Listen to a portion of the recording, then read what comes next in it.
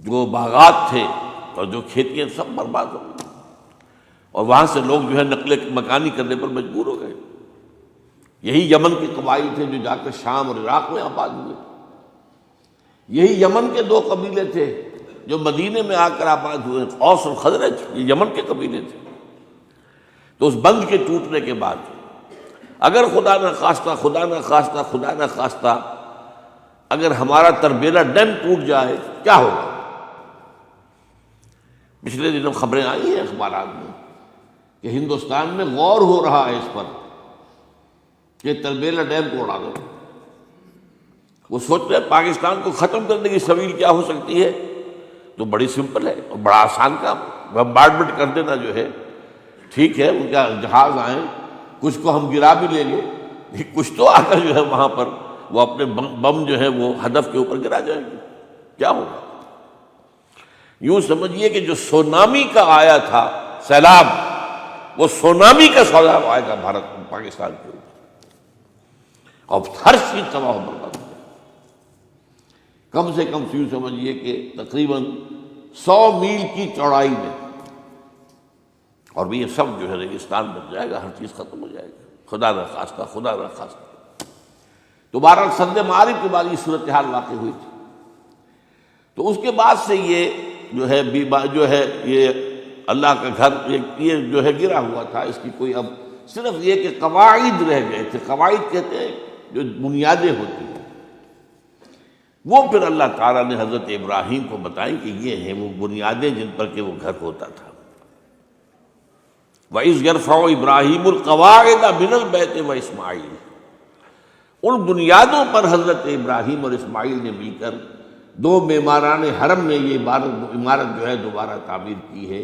تو گویا کہ حضرت ابراہیم علیہ السلام معمار دوم ہے، معمار اول اس کا جو ہے وہ خود حضرت آدم علیہ السلام۔ فی آیات بینات مقام ابراہیم، مقام ابراہیم ہے، جو بھی وہاں گئے ہیں انہوں نے دیکھا ہے کہ ایک پتھر تھا جس پر کھڑے ہو کر حضرت ابراہیم علیہ السلام تعمیر کر رہے تھے۔ اب آج تو آپ کو معلوم اسکیفولڈنگ لگ جاتی ہے، بانس لگ گئے، یا آج کل تو جو ہے پائپ جو ہے لوہے کے اس سے لگا کر، تو جیسے جیسے عمارت اٹھتی جا رہی ہے اسی طریقے سے اس کے ساتھ جو ہے وہ چل رہے ہیں اور ان کے اوپر کھڑے ہو کر تعمیر ہو رہی ہے۔ اس وقت کچھ نہیں تھا، تو ایک پتھر ایسا تھا کہ جو خود بخود اٹھتا تھا اللہ تعالیٰ کے اٹھانے سے، یا یوں کہیے کہ ملائکہ کے اٹھانے سے، اور اسی پر حضرت ابراہیم کھڑے ہو کر وہ پتھروں کے اوپر پتھر رکھتے جا رہے تھے۔ اور اس کی وجہ سے اس پتھر کے اوپر کتنی دیر کھڑے رہنا ہوا ہوگا حضرت ابراہیم علیہ السلام کا کہ اس پر ان کے پاؤں کے نشان بن گئے۔ وہ ہے مقام ابراہیم، جو آپ نے دیکھا ہوگا کہ وہاں ایک بہت خوبصورت قسم کا ایک پنجرا سا بنا ہوا ہے اور اس کے اندر وہ مقام ابراہیم ہے۔ اور جب بھی طواف کرتے ہیں تو طواف کے بعد 2 رکعتیں جو ہے وہ پڑھی جاتی ہیں ابراہیم، مقام ابراہیم کے پیچھے، جتنا بھی قریب تر ہو کر پڑھا جا سکے، لیکن بہرحال رخ ادھر ہے۔ تو فی آیات بینات مقام ابراہیم ومن دخلہ کان آمنا۔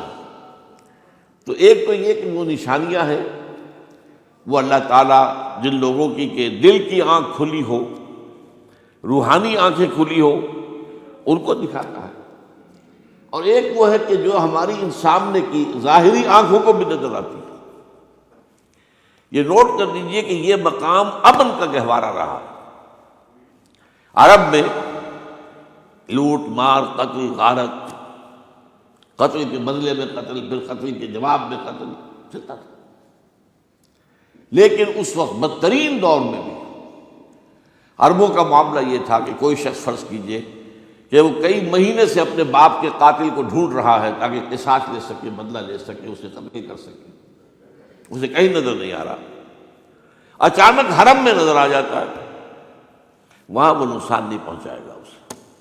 یہ امن کا گھر ہے، اللہ تعالیٰ نے اسے امن کی جگہ بنایا ہے۔ بلد الامین کہا گیا ہے، امن والا شہر۔ تو یہ جو ہے یہ تو آج تک بھی اس کی جو برکت ہے وہ نظر آتی ہے۔ ومن دخلہ کان آمنا۔ وَلِلَّهِ عَلَى النَّاسِ حِجُّ الْبَيْتِ مَنِ اسْتَطَاعَ إِلَيْهِ سَبِيلًا، اور اللہ کا حق ہے اپنے بندوں پر کہ وہ حج کریں اس کے اس گھر کا جو کوئی بھی استطاعت رکھتا ہو سفر کی۔ اگر زاد راہ ہے، خرچہ ہے، جانے آنے کے اخراجات مہیا ہیں، اور یہ کہ آپ پیچھے جن کو چھوڑ کر جا رہے ہیں ان کے لیے بھی اتنے وقت کا جو ہے وہ انتظام ہے کھانے پینے کا، گزارے کا، نان نفقے کا، تو آپ پر حج فرض ہو گیا۔ اب اگر اس فرضیت کے بعد کوئی شخص تاخیر کرتا ہے تو وہ بڑے گناہ کے اندر مبتلا ہے۔ جیسے ہی فرضیت ہو جائے، پہلا کام جو ہے، پہلا قرض جو ہے، یوں سمجھیے یہ اللہ کا قرض ہے بندوں پر۔ یہ لام جو آتا ہے، لام اور اعلیٰ، لام کسی کے حق کے لیے، اعلیٰ کسی کے اوپر حق ہونا۔ وَلِلَّهِ عَلَى النَّاسِ حِجُّ الْبَيْتِ مَنِ اسْتَطَاعَ إِلَيْهِ سَبِيلًا، یہ تو اللہ کا حق ہے لوگوں پر، لوگوں کے ذمے، یہ قرض ہے اللہ کا کہ اس کے گھر کا حج کریں، جائیں، طواف کریں، اور جو بھی اس کے مناسک ہیں ادا کریں، اور وہیں پر قربانی کا بھی ہے۔ لِيَشْهَدُوا مَنَافِعَ لَهُمْ وَيَذْكُرُوا اسْمَ اللَّهِ فِي أَيَّامٍ مَّعْلُومَاتٍ عَلَىٰ مَا رَزَقَهُم مِّن بَهِيمَةِ الْأَنْعَامِ فَكُلُوا مِنْهَا وَأَطْعِمُوا الْبَائِسَ الْفَقِيرَ، اسی کے اندر جو ہے مناسک کے اندر قربانی بھی ہے۔ افریقہ میں آپ کو معلوم ہے، شمالی افریقہ میں زیادہ تر لوگ جو ہیں جیسے کہ ہندوستان پاکستان میں ہیں ویسے ہیں، لیکن آپ جنوب میں چلتے جائیے تو رنگ گہرا ہوتا چلا جائے گا، انتہائی سیاہ رنگ وہ بھی ہے، سب آ رہے ہیں، شکلیں جدا ہیں، زبانیں جدا ہیں، لیکن سب کے سب جو ہے ایک ہی نغمہ ان کی زبان پر ہے ایک ہی نغمہ، کہیں واضح کہیں مبہم، وہ ایک ہی مذہب، لبیک اللہم لبیک، لبیک لا شریک لک لبیک، ان الحمد والنعمت لک والملک لا شریک لک۔ اب یہ ترانہ ہے، توحید کا ترانہ ہے، اور گونج رہی ہے اس وقت، آپ اندازہ نہیں کر سکتے کہ وہ پوری سرزمین گونج رہی ہوگی اس ترانے کے ساتھ، کیونکہ تھوڑی تھوڑی دیر کے بعد نئے قافلے داخل ہو رہے ہیں۔ ابھی ایک قافلہ جو ہے اس نے سعی مکمل کی ہے، اس میں شامل ہو گیا، بلکہ اس کے دوران ہی ابھی اس کا ختم نہیں ہوا کہ تیسرا قافلہ چلا رہا۔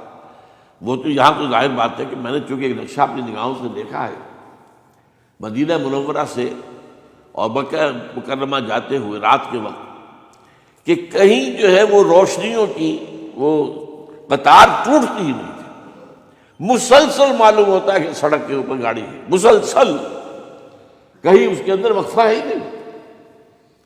اتنے بڑے پیمانے پر، اتنے بڑے پیمانے پر، اتنے بڑے پیمانے پر لوگ جمع ہو رہے ہیں۔ زبانیں جدا ہیں، ایک دوسرے کی زبان نہیں سمجھتے، لیکن ایک زبان اور بھی ہوتی ہے جو بغیر بولے سمجھ میں آتی ہے، اس سے معلوم ہوتا ہے سب کے لیے محبت ہے، ہمارے بھائی ہیں تمام مسلمان۔ بعض کے اندر یہ محبت کا جذبہ زیادہ ہے۔ ترکوں میں انڈو پاکستان کے لوگوں کے لیے بہت محبت ہے۔ اب وہ بات جو نہیں کر سکتے، سمجھا نہیں سکتے، لیکن ان کی آنکھوں سے، ان کے انداز سے وہ محبت ٹپکی پڑتی۔ تو عالمگیریت جو ہے اسلام کی، ہمگیریت، عالمگیریت، آفاقیت، اس کا جو مظہر نظر آتا ہے وہاں کا۔ پھر یہ کہ ہمارے ہاں کی جتنے بھی فرقہ بندیاں ہیں وہ وہاں ختم ہو جاتی ہیں۔ وہاں اہل حدیث ہیں، حنفی ہیں، مالکی ہیں، شافعی ہیں، حنبلی ہیں۔ یہ کام بھی کیا ہے آ کر انہوں نے آل سعود نہیں، ورنہ اس سے پہلے جو ہے وہ 4 مصلے علیحدہ تھے، وہاں پر 4 جماعتیں علیحدہ ہوتی تھیں۔ یہ حنفی مصلی ہے، یہاں پہ حنفی امام ہے وہ پڑھائے گا، یہ شافعی مصلی ہے، شافعی امام ہے وہ نماز پڑھائے گا۔ تو یہ جو ایک تفریق تھی وہاں بھی موجود تھی، انہوں نے ختم کیا، ایک امام کے پیچھے جماعت ہوگی، اسی میں حنفی بھی ہیں، مالکی بھی ہیں، شافعی بھی۔ کچھ ہیں لوگ جو زیادہ، جن کے اندر کچھ زہر زیادہ گھل گیا ہے فرقے واریت کا، وہ پھر نہیں نماز پڑھتے، وہاں پر محروم رہتے ہیں، اس کی فضیلتوں کو چھوڑ کر جا کر کہیں اپنے جو ہے گھروں پر جہاں ٹھہرے ہوئے وہاں جا کے نماز پڑھ لیتے ہیں کہ یہ جو ہے وہابی ان کے پیچھے ہماری نماز نہیں ہوتی۔ لیکن نہیں، عام طور پر ایسا نہیں ہے، عام طور پر سب لوگ جمع ہیں، نماز پڑھ۔ اور ایک سب سے بڑا مشاہدہ جو ہوتا ہے، جو مجھے سب سے پہلے ہوا تھا پہلے حج میں، یہ 1962 کی بات ہے، میں نے محسوس کیا